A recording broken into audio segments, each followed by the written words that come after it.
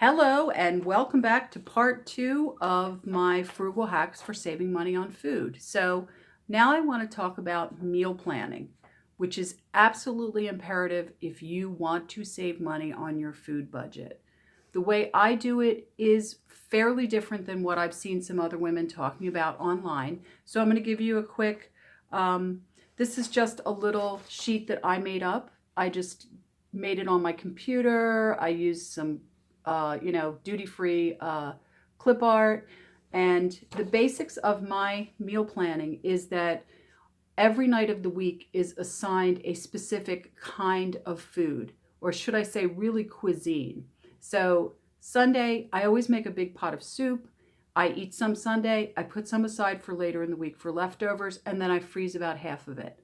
Mondays, even though I'm a vegetarian, I do believe that everybody, vegetarian or not, should do a meatless Monday. If you're not doing it, I really encourage you to try doing meatless one day a week. It will save on your food bill exponentially. Depending on how many people are in your family and what kind of meat you normally buy, it can save you probably, I would assume it's going to could save like thousands of dollars a year, honestly. So when you think, don't get too freaked out. Don't overthink of it. Think it, just when there's some, veggie burgers on sale at the supermarket, give them a try. Make them for a Monday. See if everybody likes them. If they don't like them, you won't do that next week, but give it a try. Taco Tuesday, kind of self-explanatory, but it doesn't have to just be tacos. It can just be Mexican. And the great thing about Mexican food, really cheap, really cheap to make. Very few Mexican dishes are incredibly expensive. So, it's a great night. And who doesn't love tacos, right? Wild Card Wednesday.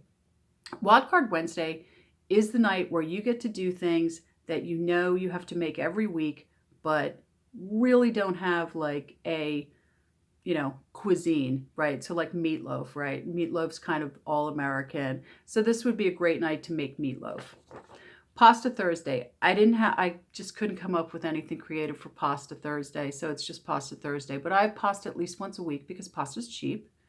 You can do really basic pastas, just like spaghetti and some sauce, or you can do things that are more elaborate, like baked pasta, baked ziti, lasagna, things like that. They're still relatively inexpensive. And then there's Stir Friday, which, if you're an Archer fan, you know what I'm talking about. Also, but if you're Catholic like me, to you, this might be your fish fry Friday because being raised Catholic, we all know that we had fish like every Friday our entire lives, right? And then on Saturday nights, I do pizza and a movie. And even though it's just me, I still do pizza and a movie. I look for the pizzas that are on sale at the supermarket. I find a movie I want to watch on Netflix, and it's kind of my night off from cooking.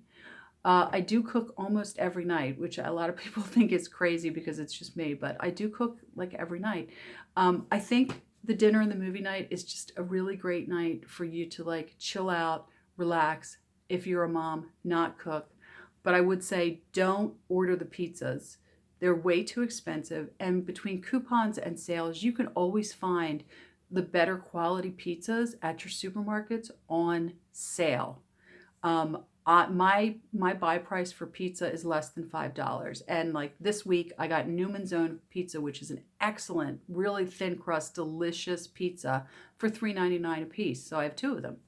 So there, one of them is going to be my Saturday night pizza this week, and we'll see which movie I decide to watch. So another thing I want to talk about briefly is the reason I set up this meal planning like this, and a lot of people think it's a little too confining, is I did it because I had a client years ago who was having an issue where her nanny was cooking but didn't know what to cook, and there was plenty of food in the house, and the nanny did know how to cook, but she just couldn't kind of get it together um, every day to figure out what to make. In fact, she was so overwhelmed with the options that she was really fatigued by the options instead of the opposite. Most of us don't have that problem, but I mean, these people were wealthy. She could have bought whatever she wanted. And I set this up for her and they loved it. Within a month, they said it worked like a dream. She would just know, oh, it's Thursday. I'm going to make pasta tonight. She would go and pull out whatever they had from the cabinet. If she didn't have anything, she usually knew at the beginning of the week well, she actually didn't do the shopping, but she sent somebody else to do the shopping on Mondays, and she would know what they needed because she would kind of have an idea of what she was making that week. So if she was out of pasta, she would know she was out of pasta.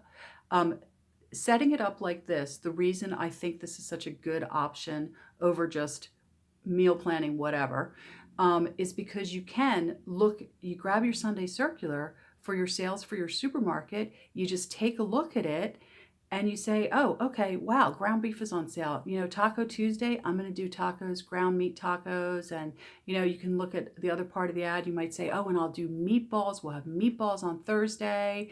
And, you can just fill in the blanks based on what's on sale. Maybe chicken thighs are on sale that week and, you're going to have fried chicken for dinner because everybody loves fried chicken in your house. It takes a lot of the guesswork out of it. And more than that, it really does lower kind of the fatigue that you get from having so many choices.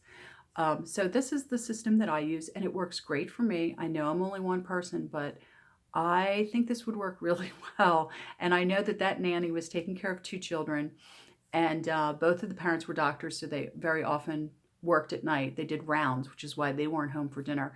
And it worked great for them. They said within a month, they were not wasting food anymore. She wasn't over shopping, and she was absolutely knew what she was having every night of the week because she was using this system. So I encourage you to try it. And please leave something in the comments if you do try it and you like it. Let me know what you like. Let me know what you don't like. And remember, these are no hard, fast rules.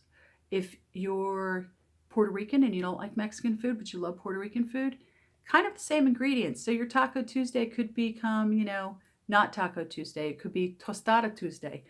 Anyway, if you like this, please leave a note in the comments. Press the like button. Hit the subscribe button. I'd really appreciate it.